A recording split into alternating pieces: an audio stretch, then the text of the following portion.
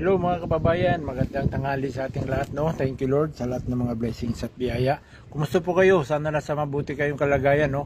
Shout out sa lahat ng ating mga kababayan, Luzon, Visayas, Mindanao, to all OFWs around the world at lalong-lalo na sa iyo na nanonood ngayon, no? Maraming salamat po sa lahat ng mga nag-share, nag-follow sa ating mga video. So tuloy-tuloy lang tayo mga kababayan, no?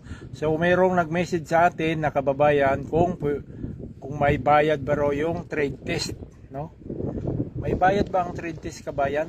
Sabi, so based sa aking experience, kabayan, sa nagtanong dyan, sa mga taga UAE pala, no? Dahil nag-message sa atin, nagpapa-shoutout sa mga kababayan natin dyan sa United Arab Emirates, ayan, sa Middle East. Maraming salamat po sa inyong lahat dyan, no?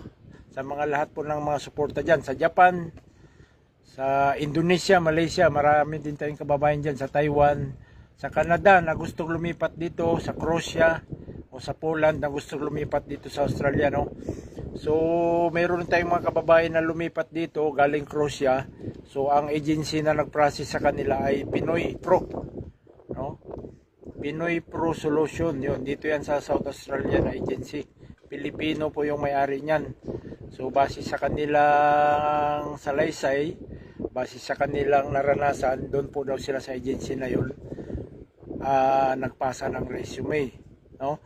So doon po sa trade test, wala pong bayad ng trade test kung nasa Pilipinas po kayo. Base po yan sa aking experience. Sa lahat po ng mga tropa dito, walang nagbayad ng trade test po. Ayan.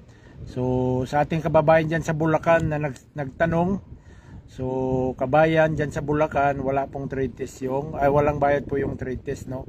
High school graduate kayo, opo, mag-take kayo ng English test. Ayan.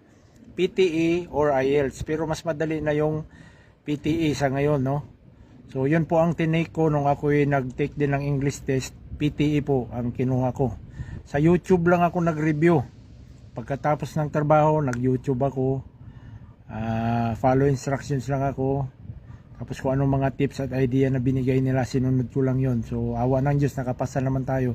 Kung kaya ko, kaya mo rin yan, no? High school graduate, kayang-kaya mo yan. Kung gusto mo talaga makapag-Australia at may apply ka na, mag-advance ka na, mag-take ka na ng English test dahil ano yan, 2 years yan.